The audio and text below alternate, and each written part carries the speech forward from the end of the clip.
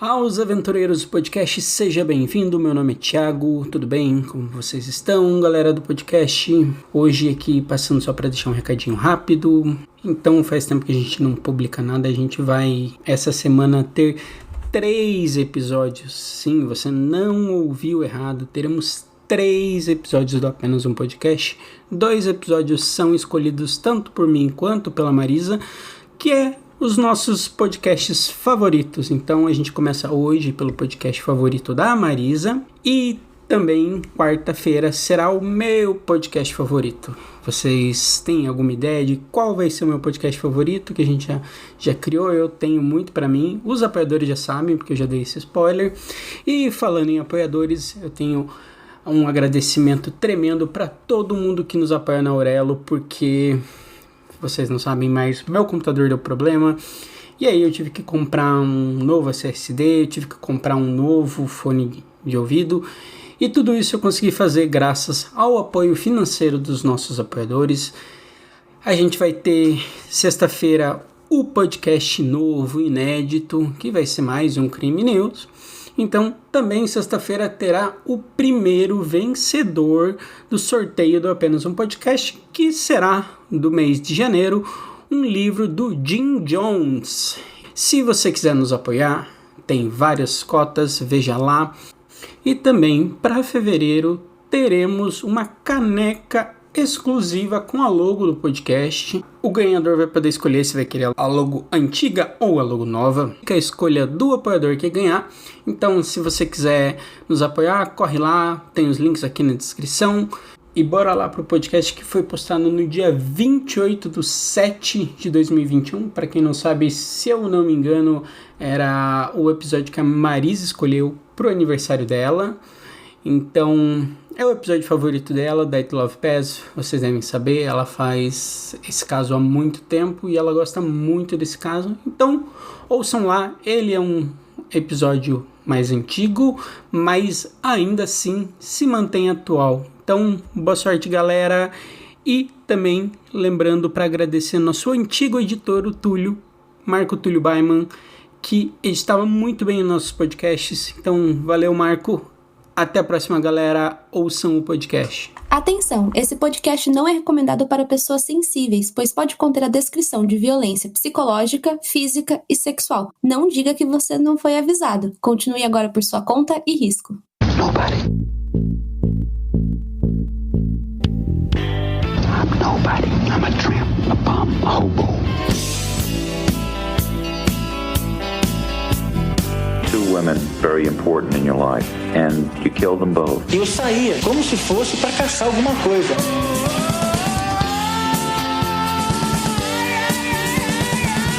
I got this fantasy. I started working out this fantasy online.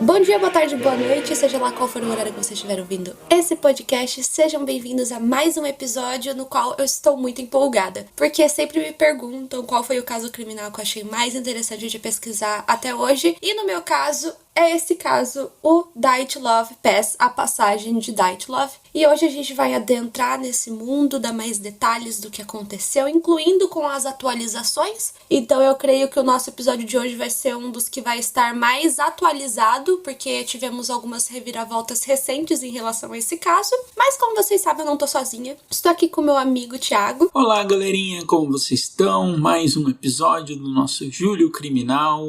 Agora a gente vai terminar esse mês que a gente fez muito podcast, foi muito divertido. E para mais conteúdo, assine o nosso Apoia-se lá, tem vários planos e categoria, é muito legal. E Marisa, por que esse caso te intriga e te fascina tanto? E explique isso. É porque, sei lá, é tantos detalhes. Esse caso aqui, eu já tô prevendo que esse podcast vai ficar um pouquinho longo, mas é porque são tantos detalhes, são tantas coisas, são tantas reviravoltas, tantas teorias, assim, que existem, e acho que é isso que mexe muito comigo, porque a gente vai no final do podcast apresentar as principais teorias que tentam explicar esse caso, e vocês vão ver que ao mesmo tempo que uma faz sentido, a outra faz um pouco mais, mas não explica um detalhe que a outra consegue explicar, então tem todo isso, sabe, tipo de reviravolta, sabe? Então eu acho que é isso que me intriga muito nesse caso. E eu acho esse caso é mais um caso misterioso, basicamente. Então, eu sei que muita gente veio falar sobre o caso do D.B. Cooper, de qual é a solução, que várias pessoas ficavam se perguntando de um monte de coisas sobre ele sobreviveu, ele não sobreviveu. Então, é mais um caso para explodir miolos e deixar você curioso. Exatamente, né? Isso que eu ainda acho que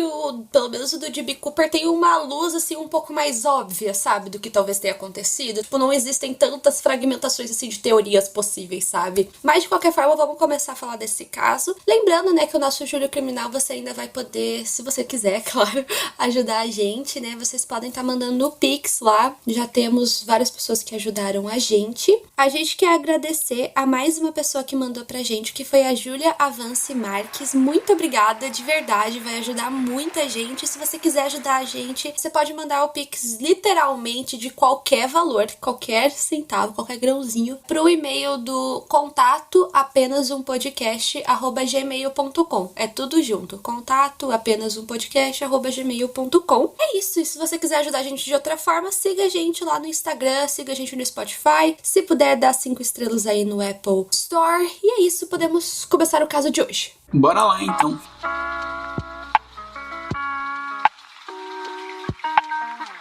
Então vamos lá, gente. Esse caso, ele tem início em 1959. E vale lembrar que essa época a gente tá meio que no auge da União Soviética, né? Então, geograficamente falando, a gente tá na Rússia. Então, esse caso aconteceu lá. Então, eu acho que acontece na Rússia já dá uns elementos, assim, de que coisas estranhas vão acontecer, né? Russos fazendo russadas, né? É, exatamente. Estranho, né, gente? É tipo o estereótipo do Putin. Putin representa a Rússia melhor que a Rússia, sabe? E nesse caso, né, esse caso vai levar em conta um grupo de pessoas, né, 10 estudantes que decidiram fazer uma expedição para as montanhas. Vale lembrar, é muito importante a gente ter isso em mente, que esse grupo de estudantes, né, que estavam indo fazer essa expedição, eles tinham experiência com isso, eles já tinham feito outras viagens como essa, eles já tinham experiências com escalagem, alguns deles já tinham até mesmo servido no exército, trabalhava como professor de esqui. Então, por mais que essa escalada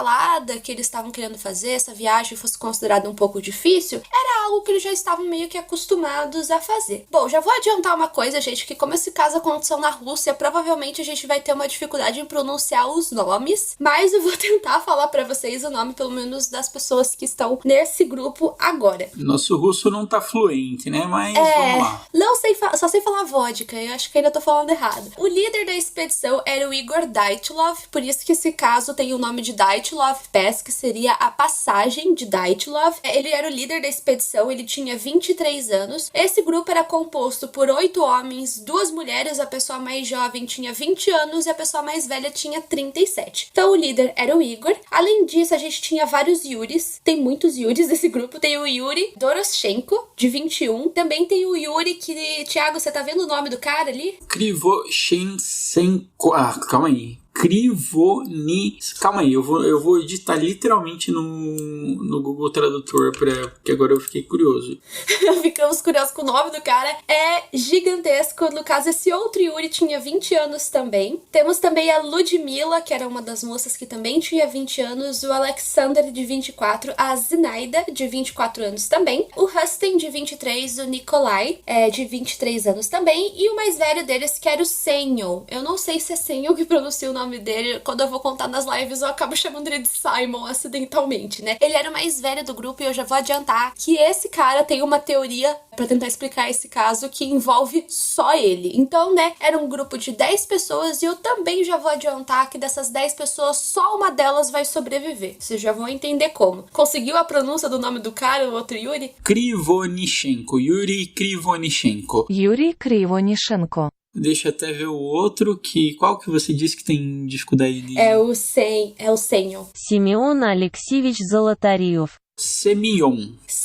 Então é Semyon, gente, foi mal aí. Basicamente esse grupo era formado a maioria por estudantes ou por graduandos do Instituto Politécnico de Oral. Como eu disse, eles tinham experiência em escalagens, em esqui, expedições na montanha e etc. O objetivo deles era chegar até uma montanha chamada Ortorten, mas eles não conseguiram chegar até o objetivo final deles, né? Porque o incidente que a gente vai listar, que vai acontecer daqui a pouco, aconteceu a 10 quilômetros do objetivo final deles, então eles não conseguiram chegar até lá. Mas agora a gente vai falar um pouco de como que foi a viagem até eles chegarem no local onde vai acontecer esse incidente, seja lá o que for que aconteceu, né? Então, né, o Igor, que era o líder da expedição, pelo que a gente sabe, né, de acordo com o Eugene, que foi o cara que sobreviveu, ele era uma pessoa muito metódica, ele queria fazer a viagem perfeita, ele tinha muita experiência, então ele queria criar a melhor rota possível para que essa expedição acontecesse. A minha questão com a experiência, ele poderia ter experiência, mas pra mim eu vejo que ele não tinha maturidade nesse caso. Porque ele pede ajuda para um amigo dele que era geólogo para montar o cronograma, só que ele não ficou satisfeito com o que esse amigo geólogo disse para ele, então ele decidiu ignorar o que o cara disse e montar a própria rota. E aí começa pra mim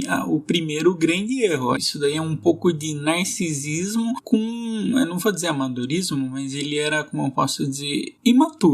É um geólogo que ele não sabe de nada, eu sei mais. Então, isso já eu achei um dos primeiros grandes erros que acontece no caso. Assim, ele literalmente ignora o geólogo e quer fazer a própria rota. Bom, né, a gente já começa a viagem assim, ela começa no dia 23 de janeiro de 1959, por volta das 9 horas da noite, quando o grupo, né, decidiu pegar um trem, que era o trem de número 43, até a cidade de Serov. Nesse momento, né, a gente vai ler um pouco dos diários que eles escreviam, porque toda essa viagem foi muito bem documentada, por fotos, por relatórios, telegramas que eles enviavam para as famílias, então eles sempre estavam avisando eles aonde eles estavam, como é que estavam as coisas, tanto que isso vai ser justamente a maneira que a família vai perceber que alguma coisa tinha acontecido, porque os telegramas pararam de chegar, e eles também tinham diários, eles tinham o diário do grupo, que todos eles escreviam, era uma coisa coletiva, e eles também tinham diários individuais. Então o diário que eu vou ler agora pertencia a Ludmila. Vamos lá. 23 de janeiro. É o último dia de preparações e tudo está bastante agitado. A partir das 11 da manhã, eu estava correndo entre as lojas comprando diferentes peças. E fui tolo o suficiente para comprar um cinto de 5 metros de cambraia que custou 200 rulos. Eu estava fazendo as malas com tanta pressa que é claro que acabei me esquecendo do meu suéter. Todos estavam ocupados com alguma coisa e tínhamos tantas coisas para fazer. Pouco antes da nossa partida, aqueles que queriam se despedir vieram ao nosso encontro.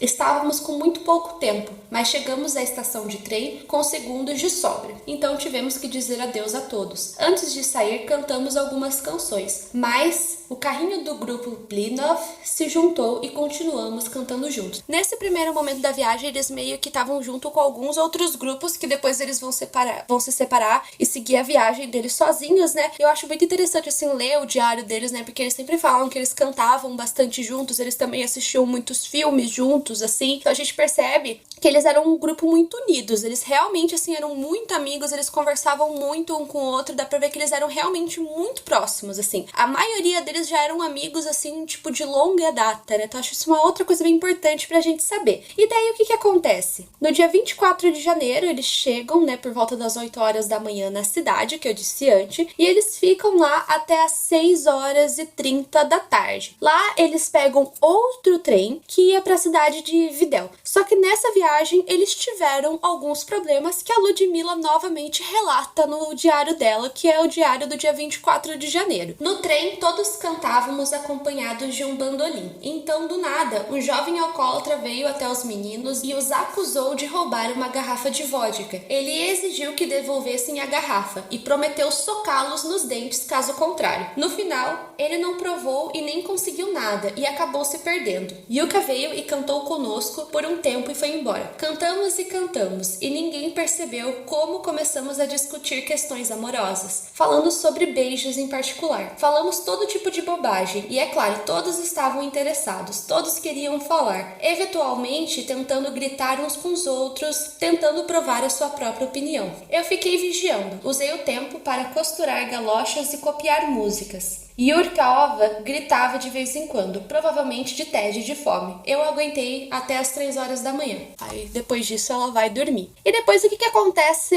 na madrugada do dia 25 de janeiro? Eles chegam até Evidel, que ficava mais ou menos a uns 340 quilômetros ao norte do ponto de partida deles, ou seja, eles estavam longe pra caramba já, né? Sim, eles estavam longe e a gente começa a ver que eles são jovens e um pouco desinibidos, assim, eles começam a conversar, eles bebem, eles se metem em encrenca, então basicamente é um grupo de jovens que tá fazendo uma trilha, tipo, uma coisa super normal pra esse tipo de idade. Exatamente, né? E depois disso, né, eles pegam um ônibus, ainda com aquele grupo de amigos, que era o grupo do Blinov, e às 2 horas da tarde do dia 25, eles chegam em Vishai. Eles ficam lá numa espécie de uma casa de hóspedes e no dia 26 de janeiro de 1959, o grupo do Dyatlov, ele se divide e eles viajam na parte traseira de um caminhão, ou seja, eles pegam carona com um caminhão que estava em péssimas condições. Eles deixam Vishai por volta da 1h10 da tarde e depois disso eles vão até um local que era conhecido como Distrito 41 e eles chegam lá às 4h30 da tarde e é mais ou menos nesse horário que o Yudin, que vai ser o único sobrevivente, começa a ficar doente, né? É justamente por isso que ele acaba sobrevivendo, porque ele começa a ficar doente e por conta disso ele sente a necessidade de voltar para casa mais cedo, né? E é lá no Distrito 41, no dia 26 de janeiro, que eles mandam os últimos telegramas para a família. Olá a todos, hoje, 26, saímos na rota. Chegamos bem. De dia 12 e dia 15 de fevereiro eu visitarei Sverdlovsk. Provavelmente não irei para casa, então deixei Rufa trazer a roupa de cama para nosso quarto para a viagem a Penza. De lá voltarei de 5 a 7 de março. Saudações, Igor.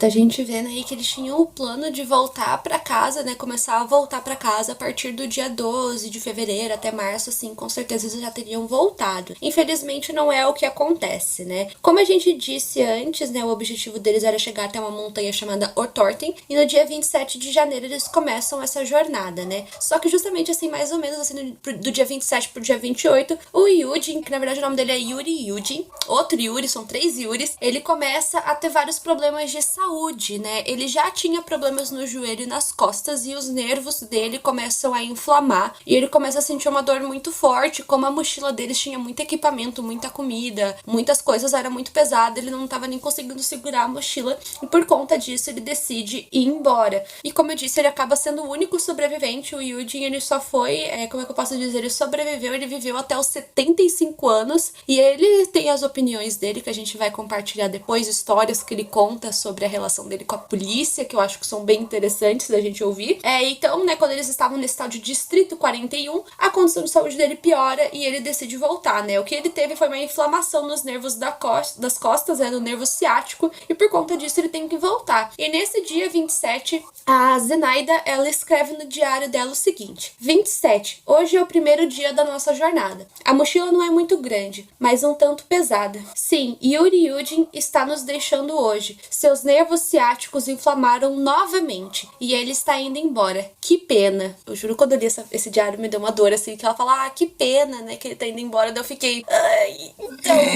então, né? Não é bem uma pena. Muito triste. Eu já fiquei com o coração apertado. Ler os diários, assim, foi meio difícil, assim, em certas partes, assim, principalmente dessas, assim, que eles estão falando que o Yuri ia embora, né? Que triste que ele vai embora, tipo, porque realmente eles nem imaginavam o que ia acontecer. E também, na época, eles ficavam pensando, tipo, que pena a gente vai ter que levar mais esse peso, porque, tipo, os equipamentos não mudaram, então vai ter, tipo, menos gente pra mais equipamentos. Então, tipo, eles gostavam da companhia, porque se você vê, tem toda aquela doutrina soviética da coletividade, tem muito disso, né? Nesse caso, a gente vai ver que eles têm lá os guias, os diários deles compartilhados, os diários deles individual, então não é uma coisa só coletiva. Quando a gente pensa em União Soviética, a gente pensa só na coletividade, mas não é isso, existe a individualidade dentro da coletividade e é isso, sabe? Ela fica um pouco com dó, que pena, porque eles querem subir, eles estão destinados a fazer aquilo, né? Na cabeça dela. Dá pra ver que eles estavam muito confiantes, né, Marisa, nos diários. Sim, dava pra ver que eles estavam bem empolgados, assim, e por aí vai. Eu trouxe mais um trecho do diário, dessa vez é do Yuri Yudin, antes dele ir embora, porque eu achei interessante, porque ele fala um pouco como que eram esses locais que eles estavam passando. Eu achei interessante a gente trazer, né, porque como é um podcast a gente não pode mostrar foto. Que pena, né, porque são fotos tão interessantes que eles tiraram muitas fotos. E eu peguei esse trecho assim, só pra vocês imaginarem um pouco como que eram essas localidades que eles estavam passando. 27, passamos a noite na cabana do segundo povoado do norte. Há tanta coisa, muitas casas, armazéns, instalações, veículos, antigos e esquecidos, máquinas e ferramentas. Tudo está abandonado desde 52. Aqui funcionava a expedição geológica. O que poderiam tirar, o resto se exauriu e se atirava. As casas estão todas destruídas. Só existe um fogão e vidros na janela. Então a gente vê o completo abandono. Já era um lugar que estava abandonado fazia tempo, assim. Tem a foto dele nessas casas e tal. E eu acho engraçado porque a parte que ele fala veículos antigos e esquecidos, ele escreveu veículos, e a parte que tava escrito antigos e esquecidos ele risca, sabe? Então, tipo, por que será que ele riscou, sabe? Eu fico pensando nisso, assim, porque tava escrito certo, sabe? Mas ele risca como se fosse assim, eu não posso falar isso, sabe? É o que eu senti, assim, pelo menos dele riscar, né? Só pensando, tipo, galera, é 7 anos, assim, a cidade ficou esquecida em 7 anos. Então, peguem uma cidade pequena e risquem ela do mapa em 7 anos. É tempo, mas é muito pouco tempo pra ficar tão esquecida dessa forma, né? Com certeza, né? Deve ter tido gente que, sei lá, mexeu ali. Não tem como a gente saber exatamente, né? Mas o Yuri, ele foi embora. E nesse novo local que eles estavam, eles começam a ter contato com o povo nativo de lá, que era o povo Mense. Esse povo nativo, eles tinham diversas lendas sobre as montanhas que eles queriam visitar. E também várias lendas sobre a floresta que existia naquela região. Só pra gente saber, né? Eles tiveram muito interesse em conhecer sobre esses povos, sobre a cultura deles, tanto que nos diários eu encontrei várias anotações que eles fizeram sobre palavras do idioma deles, qual que era a tradução para o russo. Então eles tinham muito interesse, eles realmente queriam conhecer as histórias e por aí vai. E nisso, né, a gente descobre que uma das montanhas, né, que vai ser a montanha onde eles vão montar o acampamento deles, na tradução da linguagem desse povo, significava Montanha dos Mortos. Já aquela outra montanha que eu disse para vocês, que era o objetivo final deles, a montanha de Ortorten, significava não vá lá. Então eles foram se meter num lugar bem legal, né, Marisa?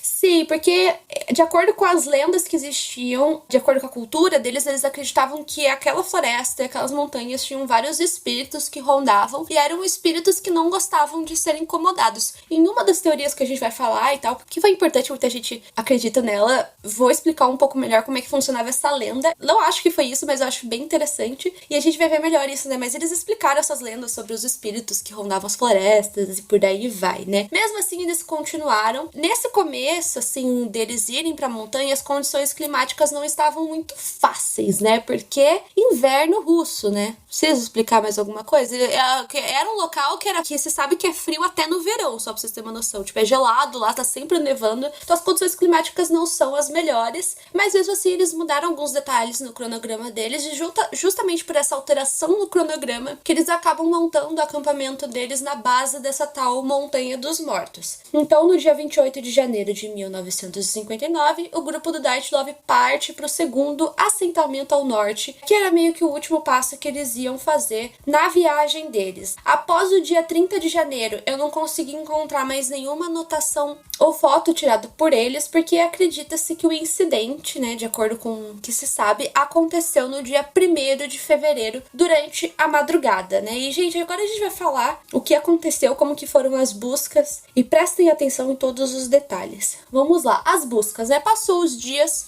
a família, o Yudin, os amigos começaram a se preocupar, porque como eu disse no começo, tudo era muito bem detalhado e de repente sumiu. Eles não voltaram. não mandaram nenhum telegrama, então a família decide ligar para as autoridades e as buscas começam. As primeiras equipes de busca começaram a ser enviadas no dia 20 de fevereiro, e só no dia 26, enquanto um avião estava sobrevoando, eles conseguem localizar e encontrar os restos do acampamento. Só que o que acontece? A princípio, dado em consideração toda a experiência que eles tinham, eles não acharam que tinha acontecido o que a gente vai falar para vocês, que tinha acontecido essa tragédia. Eles achavam que o que tinha acontecido era algum empecilho que estava dificultando a volta deles e tal, que talvez eles estivessem precisando de ajuda e não que todos eles tinham morrido, né? Então o que acontece? No dia 27 eles começam a procurar melhor, eles chegam até a barraca, ela estava bem debilitada de certa forma, mas ela ainda estava um pouco em pé, mas a neve tinha caído e o pano estava abaixado. Só que dentro da barraca eles encontram a maioria dos objetos. A gente vai ver mais tarde que alguns desses objetos misteriosamente desapareceram. Além disso, havia pegadas que estavam indo em direção à floresta. E aí que a gente já começa, que eu acho muito importante a gente pensar, que pelo menos é isso que eu penso. Imagina o nível de desespero que eles estavam. Porque algumas dessas pegadas estavam com sapatos e outras estavam sem sapato. Imagina pôr o pezinho descalço na neve de noite. Cara, você devia estar num nível de estresse absurdo pra, nem... Porque, assim, isso eu não deveria nem estar ou não notando ou não ligando, né? Ou era uma adrenalina, né? Exatamente.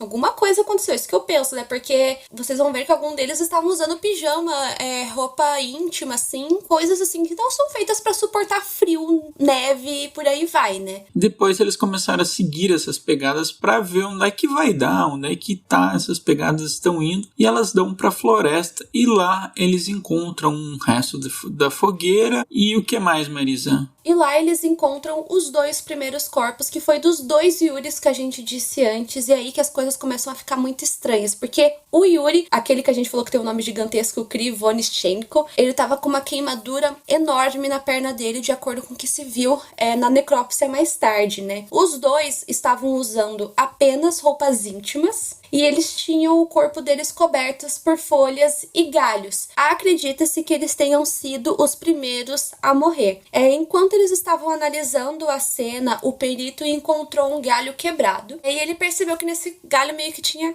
alguma coisa assim que parecia com carne. E ele percebeu depois que a mão dos 2 Yuris estava dilacerada. E então ele observou outra árvore que estava perto e ele viu que havia, esses restos assim, de carne. Então o que aconteceu? Eles estavam tentando subir em cima da árvore e acabou dilacerando a mão deles. Aí tem diversas explicações do porquê que isso aconteceu. Primeiramente, o frio pode ter anestesiado e eles nem perceberam o que estava acontecendo. Pode ser que eles não tenham sentido a dor. Porém, né, muita gente pergunta o que eles estavam tentando fazer subindo em cima da árvore. Algumas pessoas acham que eles estavam tentando pegar galhos para pôr na fogueira. Outras pessoas acham que talvez estivessem tentando subir em cima da árvore para ter uma visão da barraca. E outras acreditam que talvez eles estivessem tentando se esconder de alguma coisa. Não tem como a gente saber. O que você acha, Thiago? Cara, essa situação é muito estranha. Porque assim, você pega 2 caras que são experientes, eles estão no meio do nada, com uma fogueira e com a mão dilacerada e tentando subir pra pegar uma árvore. Então, esse caso pra mim não faz muito sentido.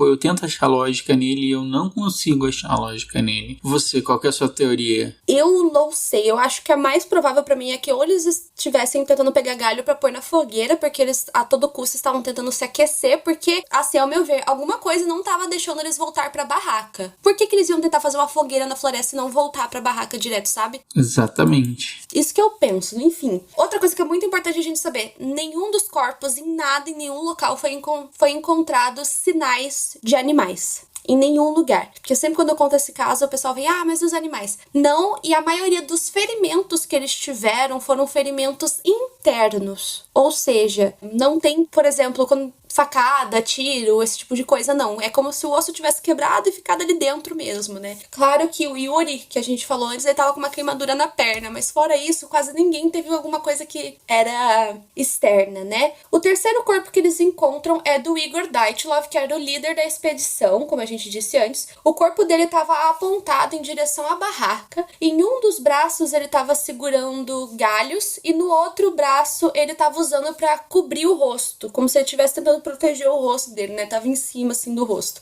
Em seguida, eles encontram o corpo do Rustin, que tem esse lance da fratura, né, Thiago? É uma fratura bem grande de 17 centímetros na cabeça. Galera, 17 centímetros é muito grande. Você pega uma régua, tá mais da metade da régua, tá ligado? Sim, pega uma régua e põe na sua cabeça, assim, porque foi no crânio essa fratura, e vê o tamanho que é. É enorme. É, tipo, absurdo, assim. Cara, aí já começa a se formar uma coisa bem macabra, né? Porque, tipo, você pega dois caras que estão literalmente seminus num frio desgramado, o outro tá com algumas escoriações no braço que ele tenta proteger o corpo, o outro tá com uma fratura de 17 centímetros cravada no crânio, e aí, sabe, tipo, o desespero só começa a tomar conta, né, Marisa? É, e outra coisa que eu acho muito doida é que eu penso, né, é um crânio, né, tipo, é um osso duro pra caramba, né, imagina o impacto que tem que ser pra fazer uma fratura de 17 centímetros, sabe, é isso que eu penso. Depois disso, eles encontram o corpo da Zinaida, que era a pessoa que tava mais próxima da barraca, e ao contrário da maioria dos outros, ela tava super bem agasalhada, mas apesar disso que eu consegui achar que ela tava com diversos hematomas espalhados pelo corpo, né, fora os ossos quebrados e tal, todos eles tinham muitos ossos que estavam quebrados por dentro. Pelo que eu consegui achar, o rosto e as mãos dela estavam bem roxos, assim. Pode ser do frio também, né, mas estava bem roxo. Essa foi a única coisa, assim, que eu achei que tava meio diferente dela se comparado com os demais. Mas aí que entra outra parte que eu acho intrigante, porque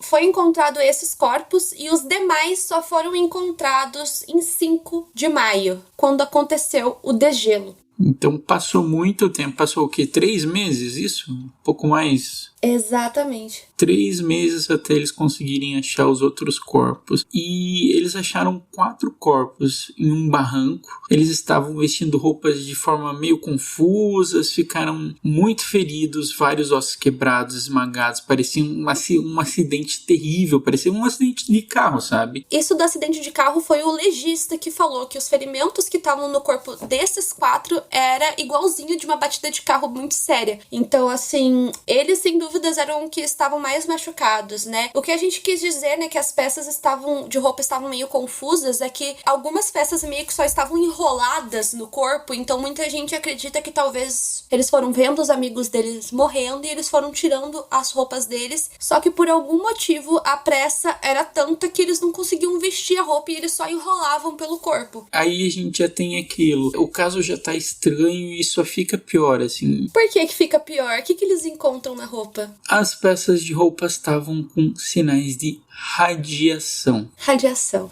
Pois é.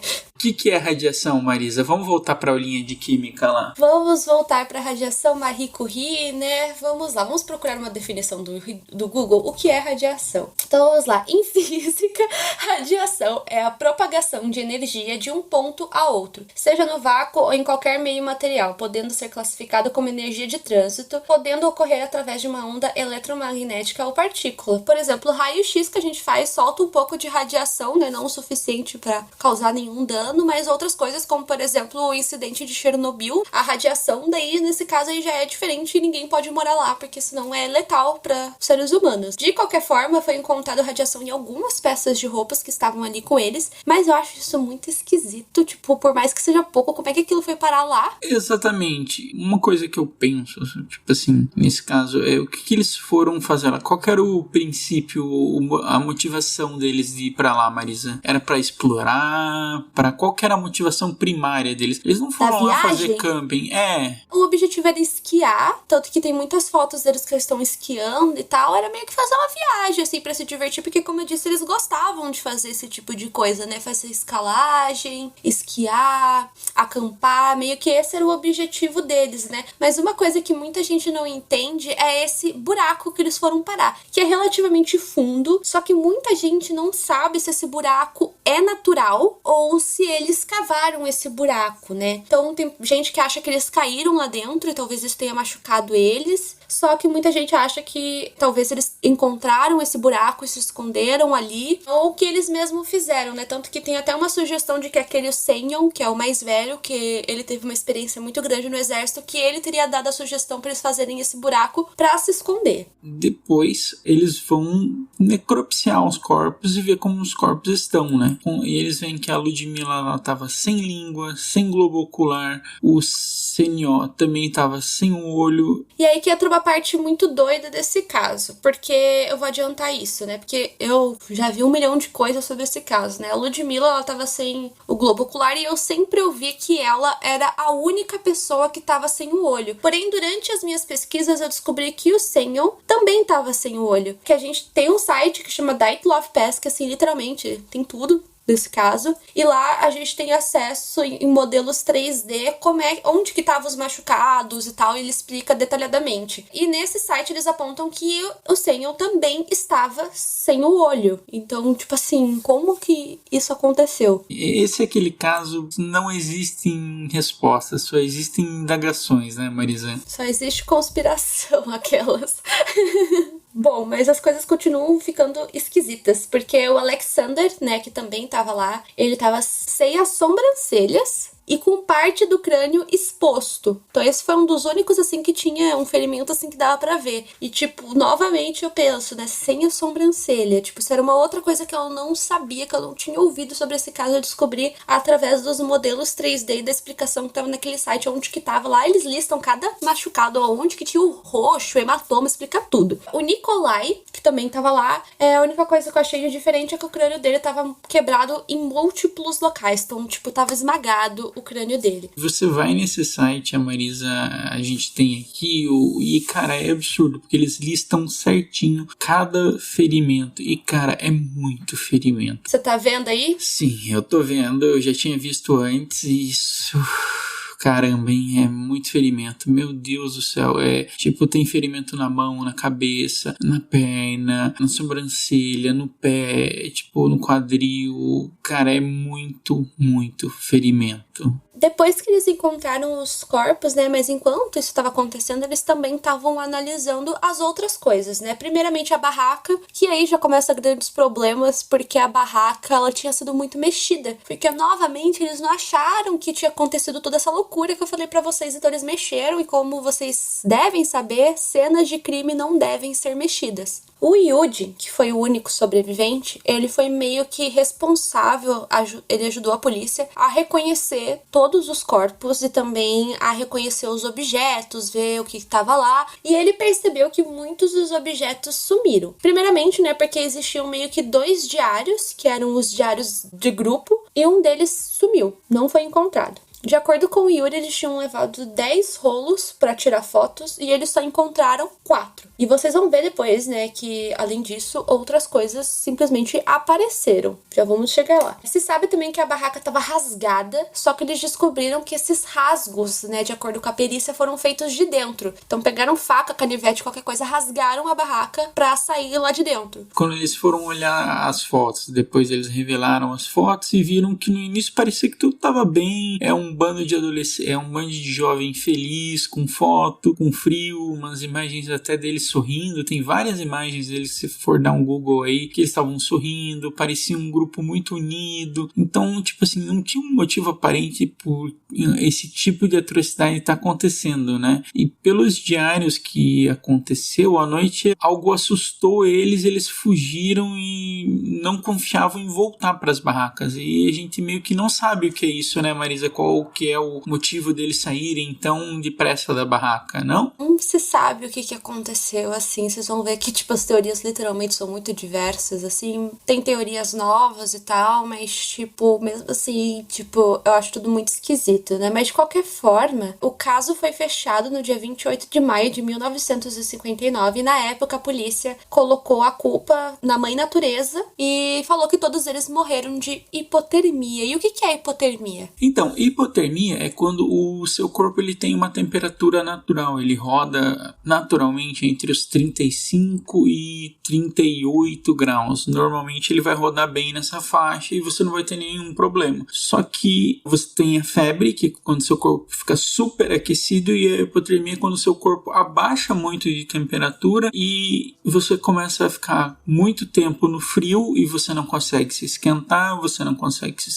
e isso em inclui alguns problemas. Você sente muito frio, a sua pele começa a rachar por causa disso, você começa a sentir tontura, tem até questões de alucinação com a hipotermia, né, Marisa? Tem também, assim, casos, assim, bem loucos, assim, mas mesmo assim, né, na minha cabeça, hipotermia, assim, sozinha não faz muito sentido, sabe? Pode ser que realmente tenha rolado hipotermia porque eles ficaram muito tempo expostos no frio, só que isso não explica diversas outras coisas, tipo radiação, não explica tantos fraturas, né, porque eles falaram que as fraturas foram agravadas pela hipotermia, mas, tipo, na minha cabeça não entra isso, sabe? A hipotermia sozinha, sabe? Sim, por si só ela não causa tantas lesões e etc. E também meio que, tipo, a gente é muito difícil porque esse caso, dentre alguns que a gente vai ver, tipo, da União Soviética, ele é bem documentado. Tem alguns que ficam meio que só no disse que me disse, mas esse é bem documentado e ainda assim a polícia meio que só quer acabar o caso, só quer tirar o band-aid de lá, sabe? Só que tirar todo o mistério que tá envolvendo. Então a passagem ela foi fechada pelos militares, foi proibida a entrada de outras pessoas por diversos anos. Durante o funeral, vários familiares disseram que a pele deles estava meio alaranjada. E além disso, de acordo com as pessoas, tipo, não foi uma pessoa que falou isso, mas durante o funeral eles também falaram que o cabelo deles estava um pouco acinzentado. Então aí já temos coisas, será que isso foi pela radiação? Qual será a causa? Qual o lance, né? E foi criada uma fundação que preservava a memória deles, fundada pelo sobrevivente, pelo Yuri, que ficou mal, que estava com problema no ciático e acabou voltando, que ele estava com aquelas inflamações, ele acabou voltando e ele criou essa fundação para preservar a memória dos amigos dele. Exatamente, lá você consegue ver as fotos, algumas das coisas assim que sobrou. E o Yuri particularmente nunca aceitou esse lance de hipotermia. Tem uma teoria que ele acredita, eu vou falar depois, vou avisar quando a gente chegar nela, mas agora a gente vai entrar nas teorias. Eu organizei elas assim de uma forma assim da menos provável, no meu ponto de vista, pra que fazem talvez um pouquinho mais de sentido e depois também eu vou colocar a nova teoria de acordo com o governo russo, beleza? Então a primeira teoria que pra mim faz zero sentido é de que aquele povo indígena, o povo Mensa, teria matado todos eles. De acordo com essa teoria, o grupo do Dyatlov teria irritado eles pediram pra que eles saíssem de lá, eles se recusaram, então eles mataram todos eles. Só que isso não faz o mínimo de sentido, porque os ferimentos, na maioria das vezes, vão ser externos, certo? E se eles tivessem morrido por asfixia, por exemplo, teria constado isso durante a necrópsia. E além disso, uma coisa que a gente tem que saber sobre esse povo indígena é que lá não havia registros de violência há mais de 30 anos. O registro de violência que houve foi esse caso, e antes disso não aconteceu nada. E além disso, eles sempre, desde o começo, né, o povo Mensa sempre ajudou a polícia, né, porque era uma região um pouco conhecida por eles e tal, então eles ajudaram a localizar os corpos, a entrar na floresta, então eles sempre se mostraram muito proativos em ajudar. E de acordo com o que a gente mesmo vê nos diários, né, eles tinham curiosidade em conhecer sobre o povo Mensa, então dá pra ver que tinha uma relação amigável entre eles. Eles queriam entender o povo Mensa, não era uma coisa de explorador, eles realmente estavam lá querendo entender a cultura, querendo entender o que eles estavam fazendo, qual era a dificuldade. Então eu também não acredito muito nisso, porque assim, não faz muito sentido eles estarem lá perguntando para os caras alertando algumas coisas e ainda assim eles a não ser que você queira criar uma teoria que eles não ouviram os caras e os caras ficaram putos com eles e foram matar eles, só que tipo, é muito ferimento, é muito jeito diferente e aquilo. E outra coisa importante é que tipo, os corpos de forma geral, com exceção dos que estavam lá no buraco, eles estavam relativamente bem afastados um do outro, então tinha que ser tipo uma operação gigantesca, assim, tipo, não é uma coisa assim simples de se fazer, sabe? Não faz muito sentido. Apesar disso, na época, né, perguntaram pro povo Mensa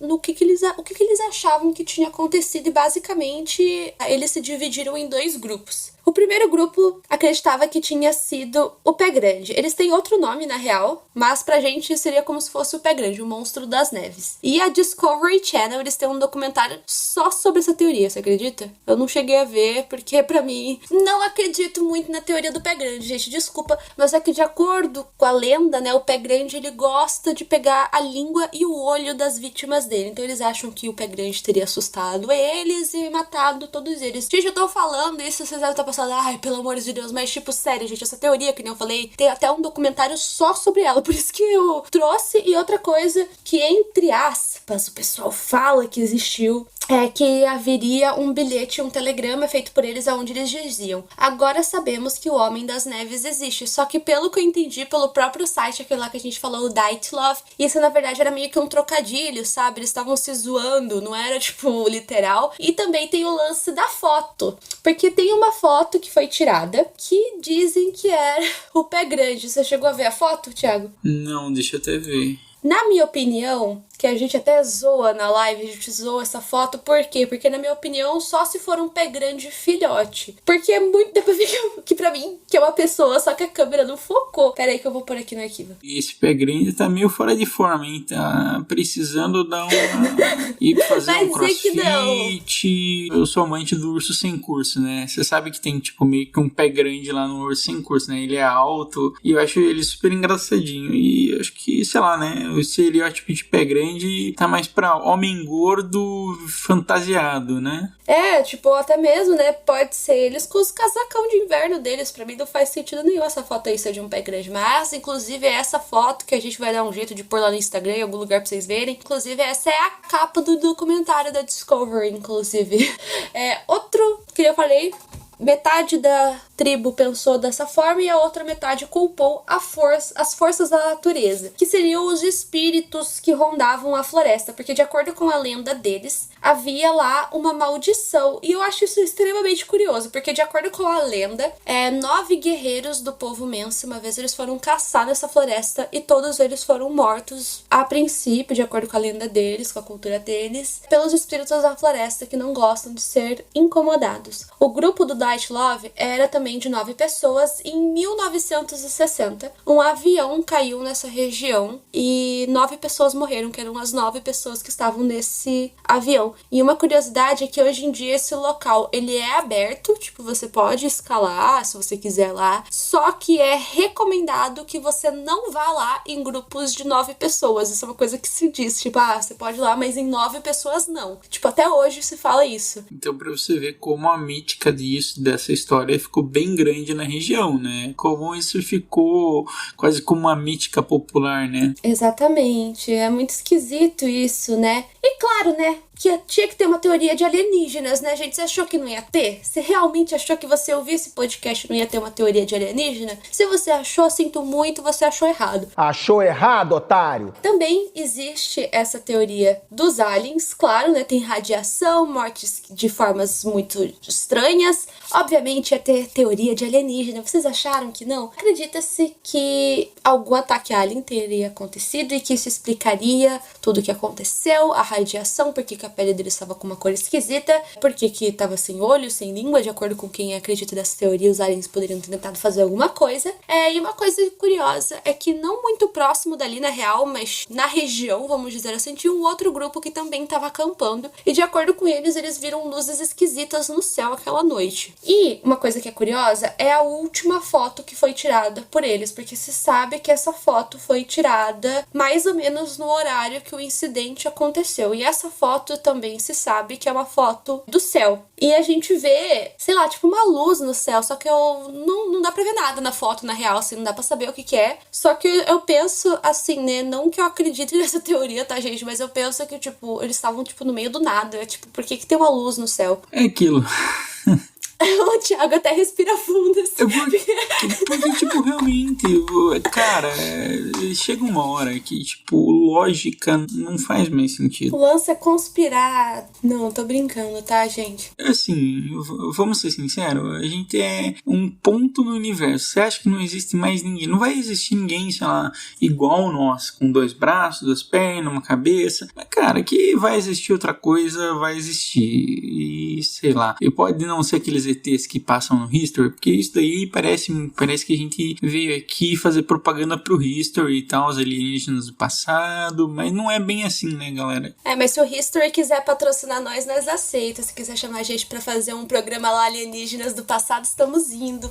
Queremos patrocínios. Exatamente. Caso você queira patrocinar a gente, contato apenas um podcast@gmail.com.br. E essa teoria, o que mais ou menos essa teoria explica, Marisa? Sei lá, gente, é até difícil de pensar. E olha que eu acredito muito em aliens. Eu sou bem, assim, louca de aliens, na real. Mas eu fico pensando, tipo, pra mim não faz muito sentido também. Porque teria acontecido deles verem coisas no céu. E, sei lá, aconteceu um ataque, uma abdução. Como é que... tipo, é mais ou menos falar, aconteceu. Mas eles também não buscam muito tentar dizer como, sabe? E, exatamente, outra coisa que eu acho bizarro pode ser uma sujeira na lente. Tipo, pode terem tirado, fez uma coisa, um efeito maluco... E aí você já tenta achar a prova. É muito louco porque, tipo, é uma linha muito tênue, né? Entre conspiração e uma coisa aleatória que aconteceu e você já tá super imaginando as coisas. Pra mim, esse é o problema de questões conspiracionistas. A lógica e a ilógica tá muito perto, tá ligado? Esse caso, ele é relativamente, assim, muito conhecido, na real, devido à pressão de parentes e da internet de forma geral. A Rússia reabriu esse caso em 2018 e alguns pesquisadores voltaram a estudar esse caso. Na época, já havia sido considerada a hipótese de avalanche. Só que, no entanto, eles acabaram meio que não pensando nisso e eles mudaram para aquela outra hipótese lá da hipotermia que a gente disse antes. Porém, em 2018 esse caso foi reaberto, ele foi meio que fechado ano passado, se eu não me engano, de volta, e eles trocaram a teoria para a teoria da avalanche. Vocês vão ver que meio tem a explicação, mas ao mesmo tempo, assim como todas as teorias, também não vai explicar tudo, né? Então, o que eles acham que acreditou? No começo, na teoria lá, antigamente, eles acreditavam que talvez eles tivessem ouvido o barulho da avalanche e que eles teriam se machucado e por aí vai.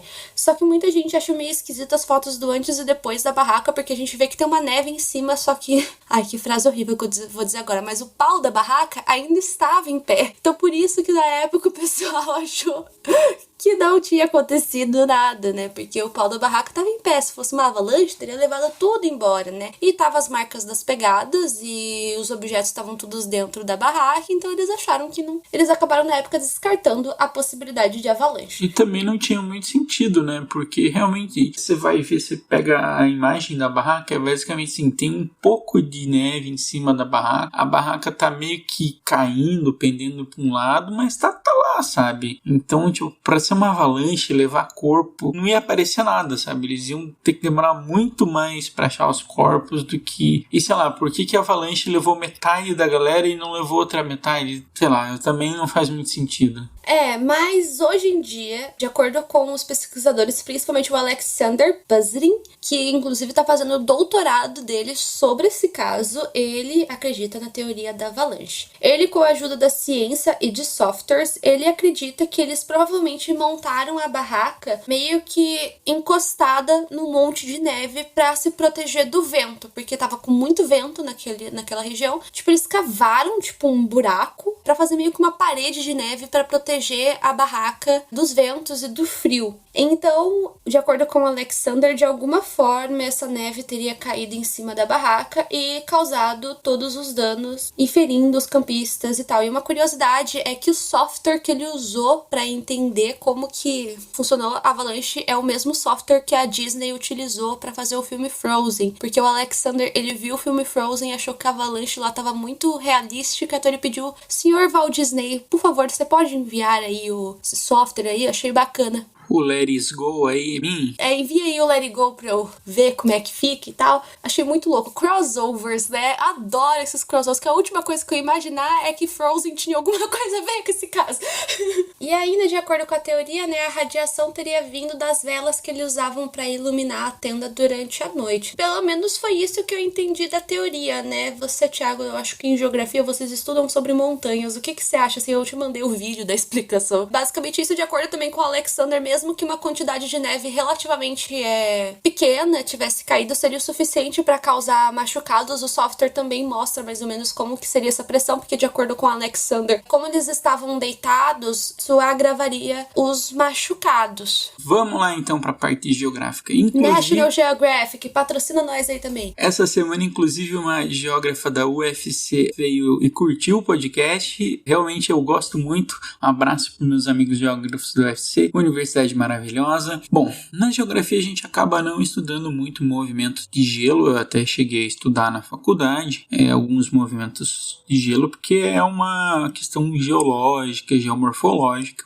E a morfologia das montanhas é um pouco diferente. Por exemplo, a gente tem a parte rochosa da montanha e a parte da neve. E a neve às vezes se acumula por altitude, às vezes por questões climáticas da região, algumas condições climáticas. E pelo que eu vejo aqui no, digamos, o perfil de neve que me tem mostrado aqui, que eles fizeram tudo numa parte bem mole da neve, uma parte que é um pouco flexível, por assim dizer, que pode ter um escorregamento muito fácil da neve. Então, realmente, para mim não faria muito sentido, como alguns geógrafos e geólogos falaram, porque se caísse o deslizamento seria bem maior, assim, provavelmente soterraria a barraca e soterraria eles. Então, até para mim que sou geógrafo, não faz muito sentido. Eu vou ser sincero, não sei muito sobre questões de geomorfologia do gelo, tá? Não sou nem especialista, não é uma área que eu atuei muito com questões de erosão e sedimentação, tá? Eu trabalhava com vossorocas, para quem quer saber. Então,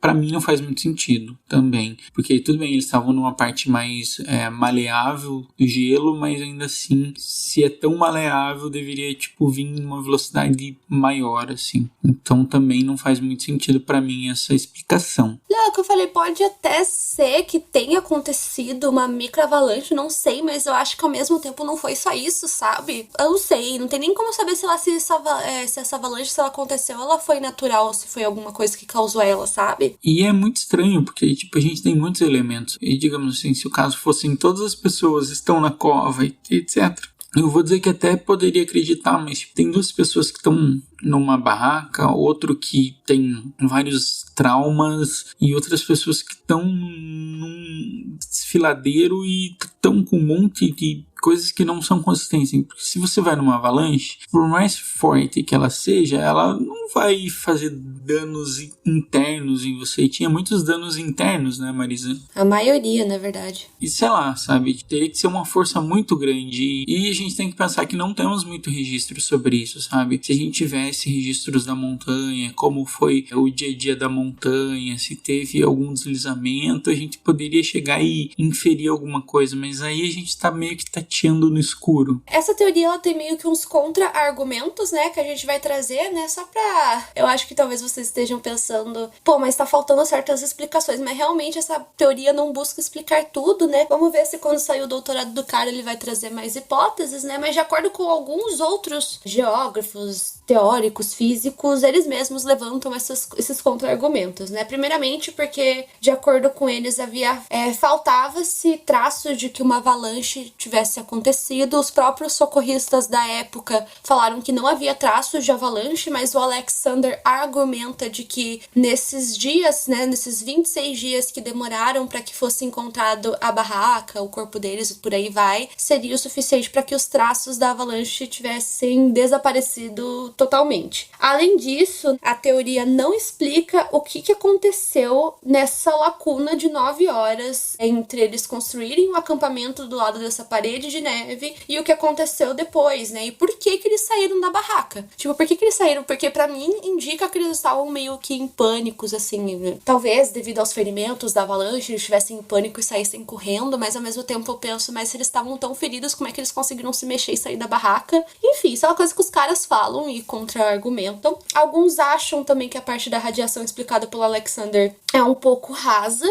E além disso, né, eles falam que as lesões traumáticas sofridas por eles não é comum de avalanche, porque geralmente pessoas que morrem devido à avalanche por asfixia. Só que, como eu disse antes, né, o Alexander fala que essas fraturas todas aconteceram porque eles estavam deitados, né, e por conta disso, quando a neve caiu, né, ela caiu como se fosse um bloco, teria sido suficiente, assim, pra machucar eles, assim, de uma forma mais grave. Só que mesmo assim, tipo, outra coisa que eles argumentam é por que um dos Yuris estava com a perna queimada, por que a Ludmilla estava sem olho, enfim, diversas outras coisas, né? Que nem eu falei, a gente vai ter que esperar esse doutorado sair, o doutorado mais esperado do século. E, né, esse foi o que ele conseguiu, o que ele apontou até agora, e como eu disse, a versão oficial do governo hoje em dia é a avalanche. Aí a gente entra nas duas últimas teorias que, na minha opinião, elas falam tão bem sozinhas quanto juntas, mas eu talvez eu esteja sendo meio conspiracionista, mas é porque, sei lá, a gente tava numa live em que eu tava contando esse caso e a gente meio que fez isso, putz, mas faz um pouco sentido juntas, né? Eu vou começar com a outra, que é a teoria da espionagem, né? A gente tava em União Soviética, então a gente sabe que havia muita espionagem no mundo inteiro, Guerra Fria, todo mundo queria saber, Estados Unidos queria saber o que estava acontecendo, a Rússia queria saber o que estava acontecendo, e por aí vai. E existia a KGB, que era a agência secreta lá da Rússia. Basicamente, de acordo com o que eles acham, talvez um deles, especificamente, que é o Semyon, ou todos eles fossem espiões, mas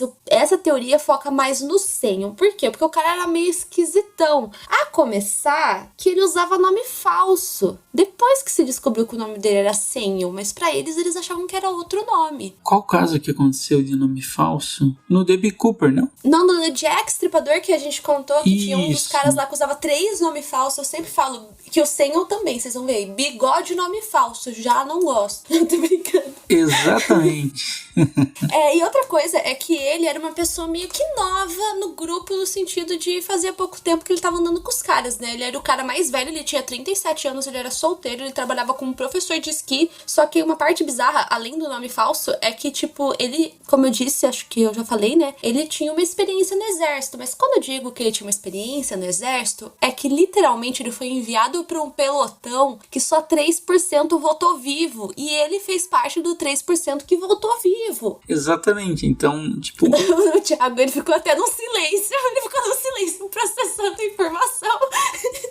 Porque assim, você pega um cara ultra treinado com pessoas experientes e acontece tudo. Cara, esse caso é muito louco, sério. Tipo, esse caso aqui eu sempre ficava tentando achar alguma lógica nele e você morre sem saber, sem ter lógica nesse caso, assim. Existem as teorias e você tem que, tipo, acreditar na que você quer, porque não é aquele caso que a gente vai poder chegar aqui e falar, isso faz sentido, sabe? Sim, é tão maravilhoso quando o caso se encaixa, né, Marisa? Quando a gente fala, tipo, por exemplo, do Ted Bundy, que a gente começa a ver a marca de mordida e tipo, a gente tem aquela prova irrefutável, aquela coisa, e nesses casos não tem isso. E você fica, tipo, pelo menos eu fico muito ansioso, eu fico, tipo, ai, saco, cadê a prova? Eu quero saber o que aconteceu. Acho que os nossos ouvintes também têm essa sensação. Essa teoria acredita que talvez eles tivessem caído numa espécie de emboscada, por isso que eu disse que ela vai fazer talvez um pouco de sentido com a última teoria. E outra coisa que o pessoal acha meio esquisita é que pra época, a gente tem que ter noção, né, gente, que era 1959, eles estavam levando 4 câmeras, que eram, tipo, as que eram mais avançadas, assim, em tecnologia. Tanto que se vocês forem ver as fotos que eles tiraram, todas elas, assim, tá com uma qualidade ótima, sabe? Então, o pessoal acha meio esquisito. Por que eles estavam levando tantas câmeras, assim, todas elas tão boas? Tipo, uma câmera na época já ia ser o suficiente. E, além disso, esse cara, né, o Semyon, ele tem uma tatuagem que até hoje ninguém conseguiu descobrir o que significa. É uma coisa meio zodíaco, assim.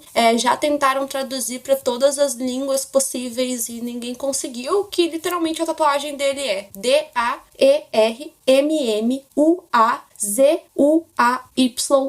Ninguém conseguiu descobrir o que isso significa, porque que esse cara tava com essa tatuagem. Tem gente que acha que talvez fosse um código de identificação que a gente, que é meros mortais, a gente não sabe o que significa. Mas a gente entra, através dessa teoria, na última, que é a teoria dos militares, porque tem que ter essa conspiração, gente, era a União Soviética e tudo mais. Por que existe essa teoria que, inclusive, como eu disse no começo, é a teoria que o Eugene acredita. Tava acontecendo União Soviética E se sabe que naquela região os militares usavam para testar armas, como mísseis, armas químicas, armas biológicas, aviões que jogavam venenos. Eles usavam aquela área de vez em quando para testar algumas dessas armas. Então essa teoria acredita que não se sabe a natureza de qual arma que eles estavam testando aquela noite, mas que alguma coisa foi testada, alguma coisa aconteceu. Por causa disso, teria acontecido tudo isso. E como eu disse, a gente não tem muita noção também, essa teoria também não explica direito qual seria essa arma que foi testada. Por isso que até eu pensei, né, que talvez essa microavalanche que aconteceu não, sendo meio conspiracionista, não tenha sido uma coisa natural, sabe? E além disso, né, a última foto que foi tirada por eles é uma coisa assim que claramente tá no céu, tem essas luzes, então sei lá. Muitos objetos sumiram, e além disso, na época, 2 objetos que não pertenciam a ninguém, de acordo com o Yuri, apareceram. Esses objetos eram um óculos militar e o outro era como se fosse um pano que eles usavam nessa época para enrolar nas mãos e nos pés para crescer. E de acordo com o Yuri, esses objetos não pertenciam a ninguém, eles simplesmente apareceram ali. Muitos documentos também da época alegavam que os militares foram as primeiras pessoas a chegar, e eles chegaram lá um dia antes das equipes de buscas oficiais.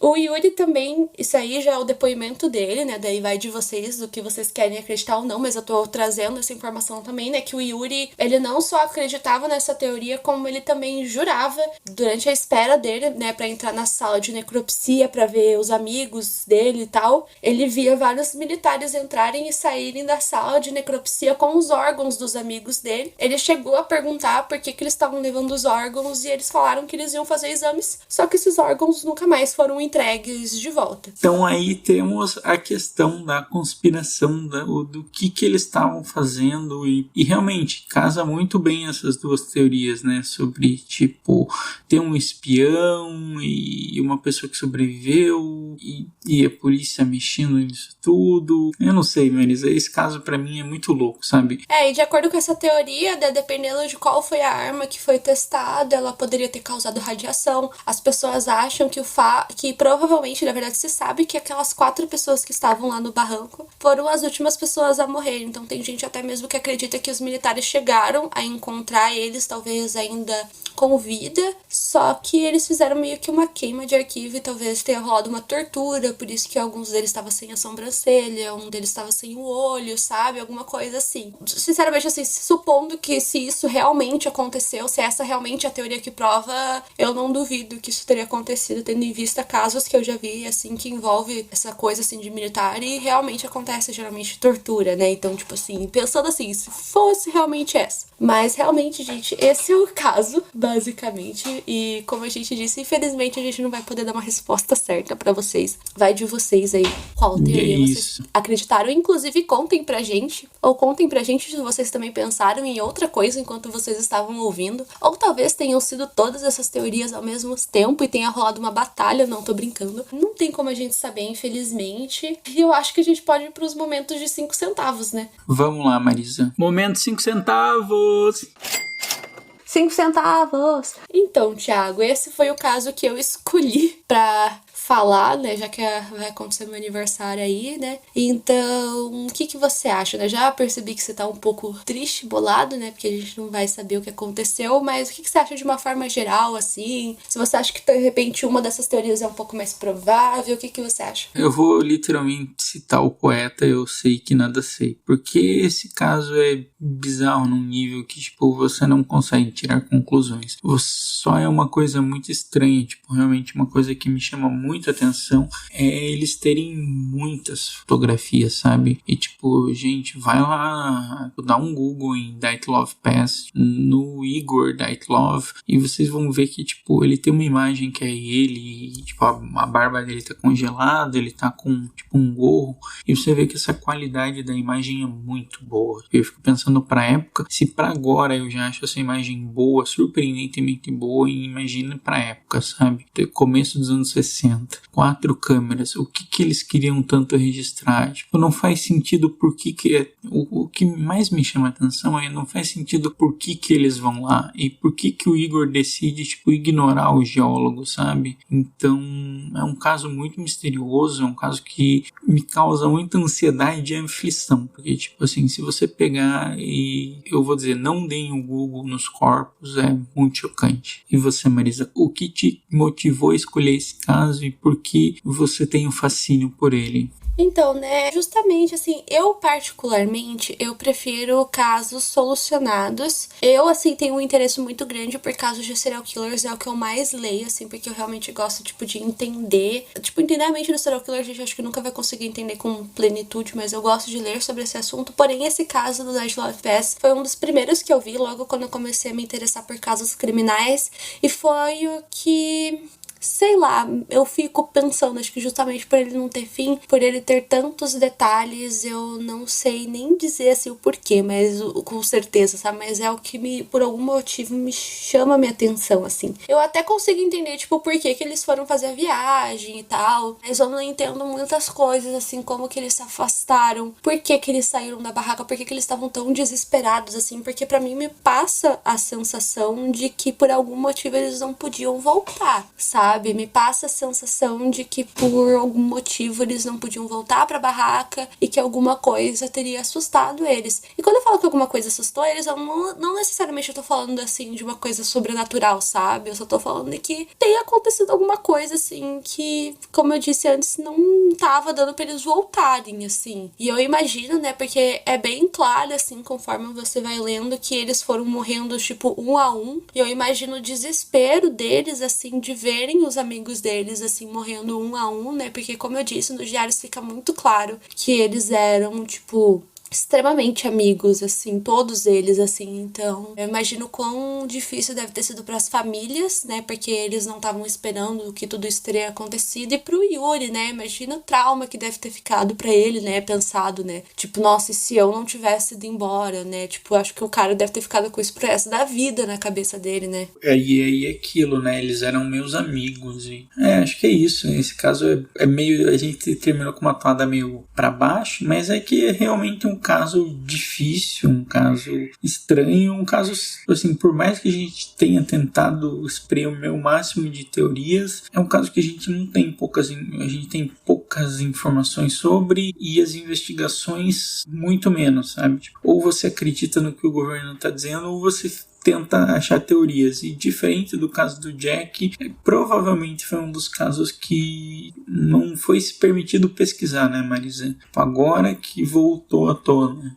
Como eu disse, voltou à tona muito por pressão, assim, das pessoas e de familiares, porque realmente, assim, ninguém nunca muito aceitou aquela teoria da hipotermia, né, aquela teoria inicial. É realmente difícil, assim, eu acho que provavelmente, assim, acho que só quem tava lá vai saber o que aconteceu, infelizmente, assim. Esse caso estourou miolos. Deixa lá seus comentários, fala com a gente, entra na rede social, fala com a gente, manda e-mail. E o que vocês sentiram sobre esse caso? Diz aí pra gente nas redes sociais. E é isso aí, né? Da agora a gente vai voltar depois. Fiquem atentos também ao nosso Instagram, porque o próximo episódio vai ser uma votação popular. Então fiquem atentos lá. Exatamente. E por hoje é só, pessoal.